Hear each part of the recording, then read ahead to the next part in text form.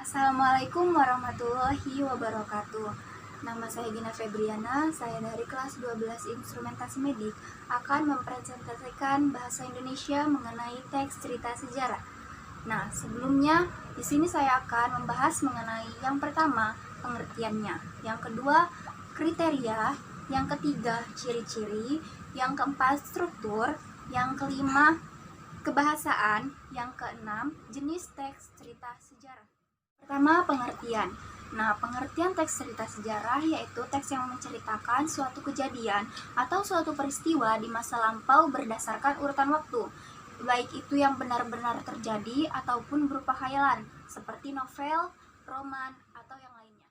Oke, yang selanjutnya kriteria teks cerita sejarah.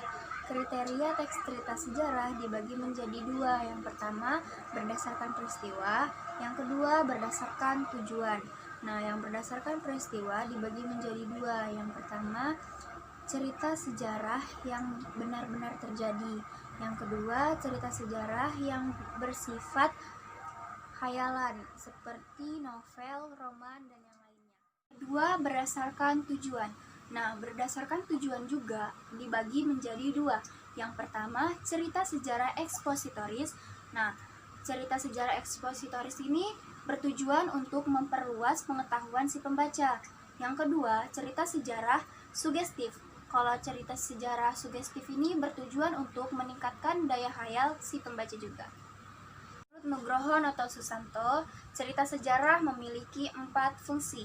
Yang pertama, fungsi rekreatif. Fungsi rekreatif artinya sejarah memberikan perasaan senang ataupun gembira kepada si pembaca. Yang kedua, fungsi inspiratif. Fungsi inspiratif ini memiliki arti yaitu dari cerita sejarah tersebut si pembaca akan dapat mengembangkan imajinatifnya, inspiratifnya, ataupun yang lainnya.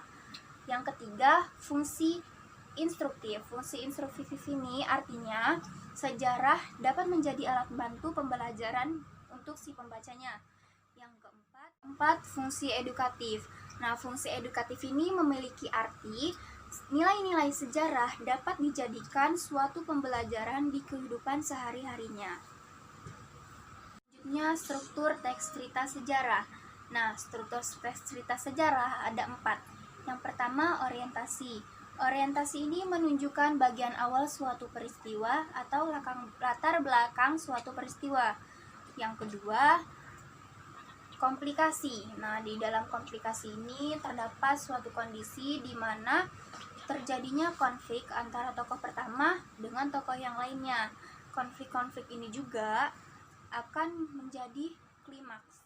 Yang ketiga, solusi. Nah, solusi ini kondisi di mana konflik lama-lama akan menurun. Jadi di situ tuh akan mendapatkan solusi. Nah, yang keempat, reorientasi. Di reorientasi ini berisi opini atau komentar si penulis terhadap peristiwa yang dia tulis. Selanjutnya, ciri-ciri dari teks cerita sejarah. Ciri-cirinya yang pertama bersifat kronologis. Bersifat kronologis artinya cerita tersebut berurutan. Contohnya seperti kan, yaitu ceritanya itu sebelum, sesaat, dan sesudah. Yang kedua, menggunakan konjungsi temporal. Nah, menggunakan konjungsi temporal berarti dia menyatakan waktu. Kata-katanya itu seperti pada, saat, dan ketika. Dan yang selanjutnya itu bersifat fakta. Selanjutnya yaitu kaidah kebahasaan dari teks cerita sejarah. Yang pertama, menggunakan kata benda atau kata ganti tertentu. Yang kedua, menggunakan tokoh sentral. Dan yang ketiga, menggunakan kata ganti yang menjelaskan frasa nominal. Keempat, menggunakan kata hubung atau konjungsi. Yang kelima, menggunakan kata yang menggambarkan kejadian masa lampau. Dan yang terakhir, menggunakan frasa adverbial.